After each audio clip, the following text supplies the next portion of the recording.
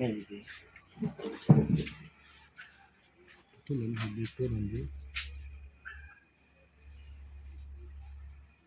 আরেক গন্ধ। গন্ধ এটা গন্ধ কই পাইলো? আপনি আপনি আপনি বলেন এটা কিসের তেল? এটা সোয়াবিন। হ্যাঁ, সোয়াবিন। আচ্ছা সোয়াবিন। আপনার কারখানায় কি তেল তৈরি হয়?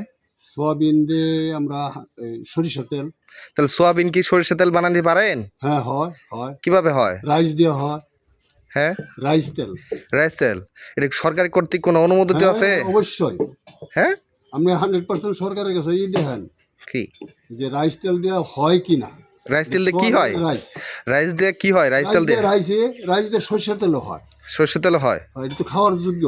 তাই? বুঝছো আচ্ছা, দামের ময়লা তেল ফিল্টার হয় না, এই তেলটা বানিয়ে তো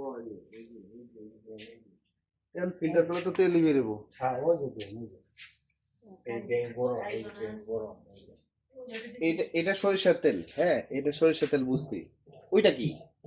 ওইটাও মনে করি এই দামের জন্য নিশ্চয় আছে। এই ময়লা, এই যে চাচা শোনেন, ময়লা, আমার কথা শোনেন। আপনি এই ময়লাটা